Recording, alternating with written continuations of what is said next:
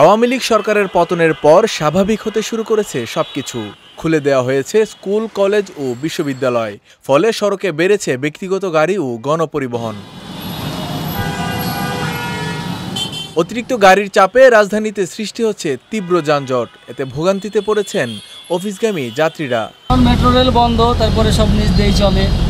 আর হঠাৎ করে school college সব খুলছে, সবাই রাস্তায় বেরোইছে, এই জন্যই জ্যাম। বৃষ্টির কারণে জ্যাম হইতেছে হালকা পাতলা, কিন্তু ওই যে অনেক দিকের স্টুডেন্টরা আছে, রাস্তাঘাট বন্ধ, তার জন্য মানে এরকম জ্যাম। আজকে জ্যাম বেশি ভাই, আপনার রোড আপনার অনেকগুলো আর কি ব্লক আছে ওই সাইডে।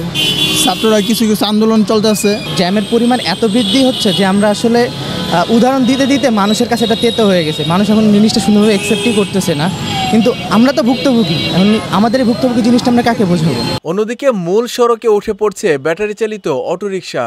তারা বলছেন ট্রাফিক পুলিশ বাধা না দেয় তারা এভাবে মূল সড়কে গাড়ি চালাচ্ছেন। তো চালাইতেছে, আমরা সবাই মিলে অগলতে চালাইতেছে, কিন্তু কয় না।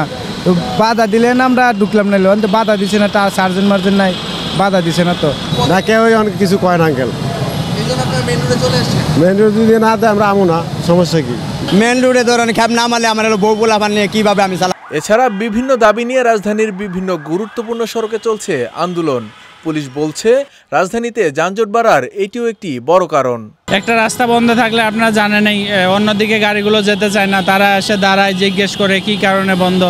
এই কারণে কিছুটা চাপ আছে, একটু পরে হয়তো অফিস বন্ধ ছুটি হবে, এই কারণে হয়তো চাপটা হয়তো আরও কিছুটা বাড়তে পারে। এছাড়া সরকার পতনের পর ট্রাফিক বিভাগ আগের রূপে এখনো ফিরতে না পারাকেও যানজট বাড়ার একটি কারণ হিসেবে দেখছেন কেউ কেউ। কেউ ফুটপাতে তুলে দিচ্ছেন গাড়ি, আবার অটোরিকশা দাপিয়ে বেড়াচ্ছে রাজধানীর মূল সড়কগুলো। তার উপর বিভিন্ন গুরুত্বপূর্ণ পয়েন্টে আটকে আন্দোলন, সঙ্গে পাল্লা দিয়ে বৃষ্টি, সব মিলিয়ে নাজেহাল নগরবাসী। তাই যানজট নিরসনে দ্রুত পদক্ষেপ নেয়ার দাবি নগরবাসীর। মানিক মোহাম্মদ উমর, বিজয় টিভি, ঢাকা।